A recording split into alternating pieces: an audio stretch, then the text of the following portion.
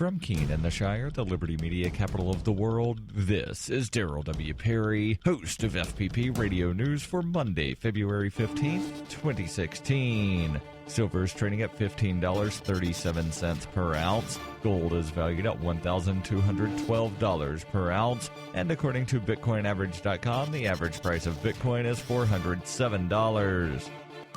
Antiwar.com reports last week a deal reached in Munich scheduled the start of a ceasefire in the Syrian civil war, which was set for the next few days. As is so often the case with these ceasefires that are set many days in the future, it has led to increased fighting in the interim. We've seen this time and again in ceasefires around the world, with the various factions pushing hard in the final days before the pause in hopes of seizing a little extra territory or taking a position that would give them strategic advantage when no faction ever says if the fighting resumes. To that end, Syrian troops seized a small village that overlooks a string of rebel-held Aleppo towns, while the rebels are pushing hard on several fronts. Even Turkey, which was not a direct combatant force, started attacking targets this weekend. The U.S. is urging some of the factions to halt attacks, particularly urging Turkey to stop hitting the Kurds and Russia to stop hitting everybody. It seems inevitable that the fighting is going to keep going right up until the deadline, and in some cases a little bit afterwards.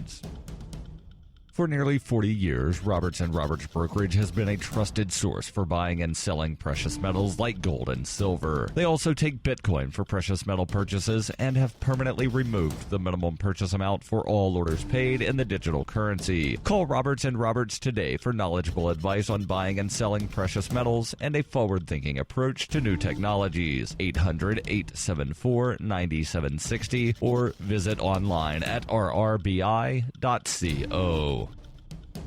UPI reports two tourists walking across the Golden Gate Bridge in San Francisco said they were hit in the leg with blow darts in what police said appear to be separate random attacks. A man and a woman told California Highway Patrol officers they'd separately been hit while walking southbound on the east side of the bridge, one in the thigh, the other in the knee. The man stopped an officer on the bridge saying he'd been hit in the thigh by a dart, which went through his jeans and into his skin. The man had already removed the dart from his leg, and officers said it appeared to have been fired from a blowgun. While the man was talking to the officer, a woman walked up and reported that she had been hit in the kneecap by a similar dart. Both darts were about 5 inches long, with one end sharpened to a point and the other covered with a plastic cap. The darts will be tested for chemicals, and police are investigating whether either of the shootings was captured on video. Are you an advocate for free market money? Do you promote Bitcoin as an alternative in a fiat-centric world? Then you need SpendABit in your arsenal, the search engine for things you can buy with Bitcoin. SpendABit aggregates millions of products from thousands of Bitcoin-enabled merchants. Keep your money in the free economy. Visit SpendABit.co today. Bitcoin merchants, ask about our merchant suite to reach even more customers. SpendABit.co.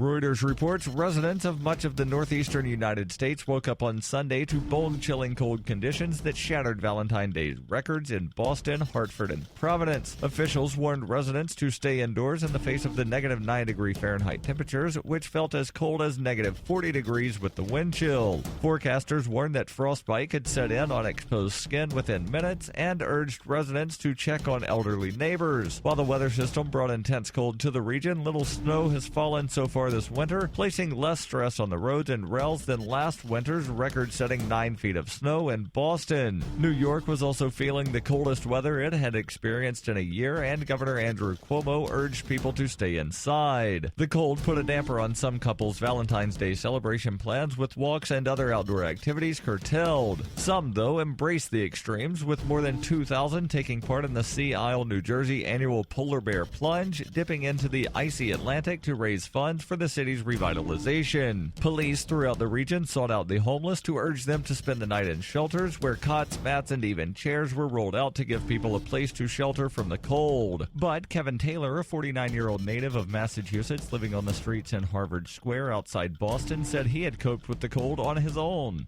Taylor said, "I got a 0-degree sleeping bag and fleece blankets. I was born and raised in New England. I'm used to it. I'll start breaking tomorrow." Forecasters said temperatures around Boston would rise to 29 degrees Fahrenheit on Monday.